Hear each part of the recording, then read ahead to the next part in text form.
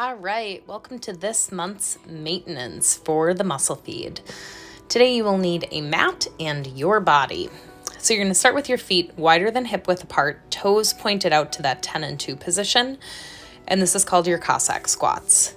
So for this, you can use several different ways of scaling. You can use a band out in front of you that you are using as a counterbalance. You can use a squat rack. You could use the side of a couch. You could use a sturdy chair if you have one. You can also scale the depth on these, which I will show in a few reps. You can also put your hands down to the ground to help you get out of that bottom position every single time that you're moving. Here I'm scaling the depth a little bit, just making it a little bit more of a side lateral lunge. But the goal of these is ideally to be able to get down to your bottom position and then get back up. This is great for if you're having a deadlift day, a squat day, or anything where you really need your hips to be able to feel a little bit more loose and to build on that single leg strength. Ideally, we want to be able to get up from that single leg position. And the more mobility that we have, the more freedom. So again, feel free to scale these as needed, either by scaling depth or having a form of a counterbalance in front of you to help you get in and out of that bottom position. These are one that you can definitely work up over time and get better at with more practice. And as always, fix your shorts as needed. Then you're going to go into those body weight squats, using those elbows as a way to help push those knees out and open those hips, and also to keep your chest upright. Then when you're ready, we're going to take turns dropping each knee toward the ground. Again, this is a hip mobility exercise, and it's also a stability exercise as well.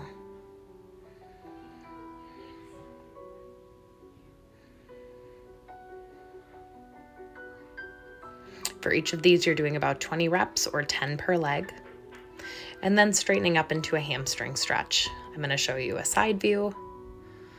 For these, you can put your hands pretty much wherever it's comfortable, either on the tops of your feet, on your shins, on the back of your calves, wherever it's the most comfortable for you.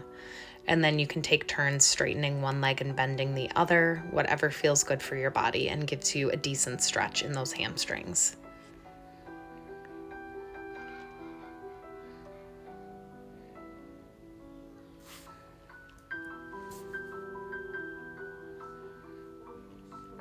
Spend some time just hanging out here.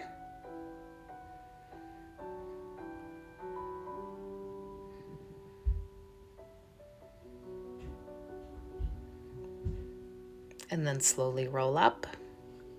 And moving over to your mat, we're going to be heading into a hip flexor stretch.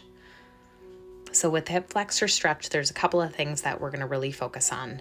First, you're going to tuck the toes on your back foot. And I want you to really focus on tightening those glutes and bracing there. So the more that you have your core engaged and your glutes engaged, it's going to protect your low back.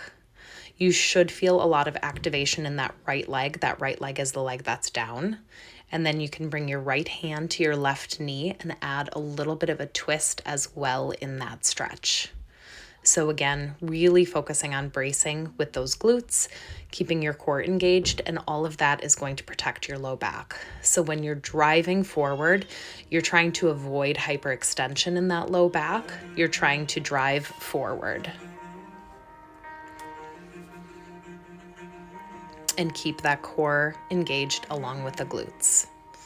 And this time you should feel a lot of firing up in that left leg and a good hip flexor stretch on that left side as well.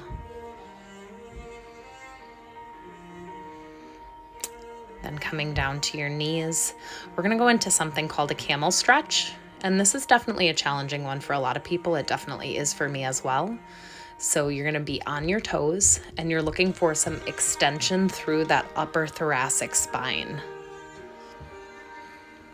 This is one where a modification is simply going to be having your hands on your hips or low back and gently just getting a little bit of a stretch through that upper back. And then push back into that child's pose and just hang out here for a little while.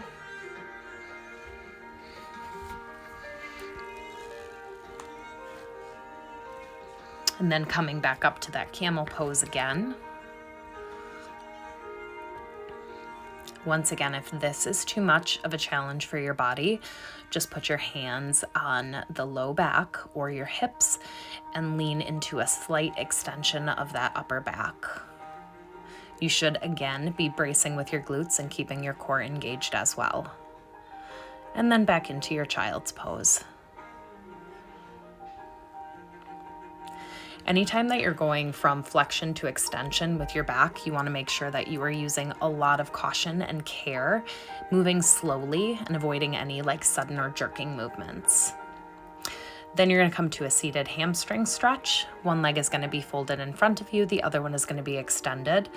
And it doesn't matter which side you start with, folding your body forward, reaching for those feet, and getting a good stretch through that hamstring. And then switching sides.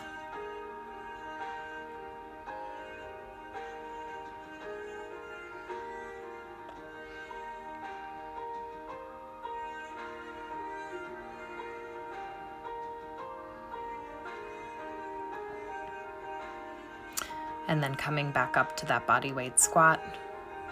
Once again, really using those elbows to push those knees apart, sitting down deep, and then coming back up into that hamstring stretch.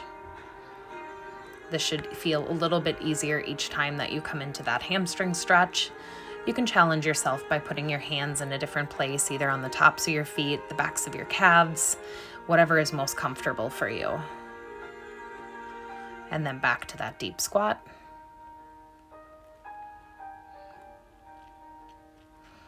Then you're going to come down into a seated 90-90. So your right leg is straight out to the side, think 90 degrees. Your whole body is straight up and down as possible.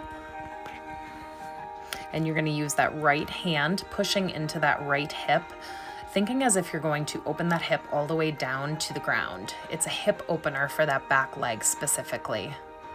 Then switching sides, same thing, really focusing on having that leg straight out parallel, upper body straight up and down. You can see this side I've got a little bit more of a sideways lean, which is why this is part of my own mobility routine. And again, really focusing on pushing the underside of that left hip into the ground and opening up as much as possible. Then you can take that left hand to the outside of the right knee and add a little bit of a spinal twist. Again, keeping your core engaged. Anytime that you're adding any kind of a spinal twist, you want to make sure that you have your core engaged, that you're bracing with your glutes. And obviously, if anything is painful or uncomfortable, don't do it. But your thoracic rotation, so the twist should be coming from your upper back. It's really working on that thoracic rotation rather than rotating from the lower part of your spine. And then just coming straight up and down again.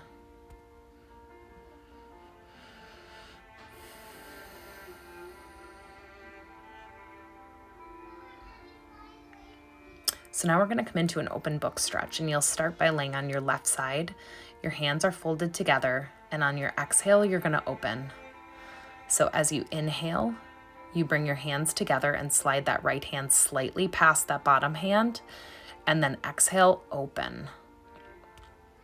Again, with this, you're going to work with your own breath and go at your own pace. There's not a set number that we're going for with these.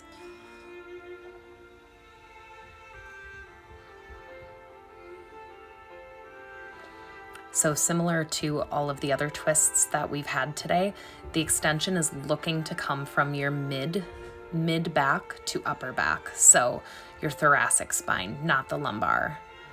Then you can take your left hand to the top of your right knee and get a little bit more of a twist.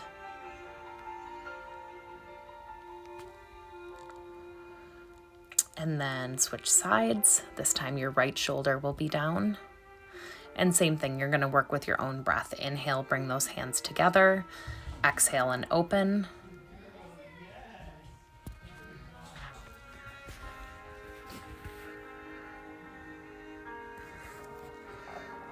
Inhale, bring them across. Exhale, open.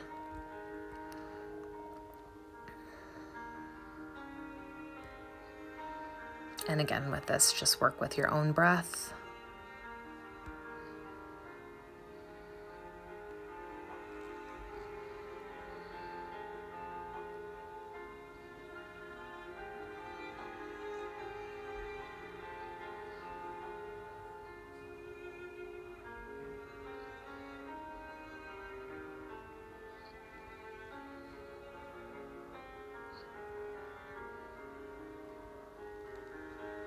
And bring that right hand to the outside of that left knee.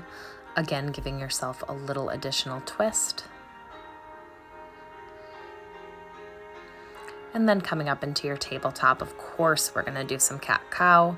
So inhale, rounding that upper back. Exhale, letting that belly drop.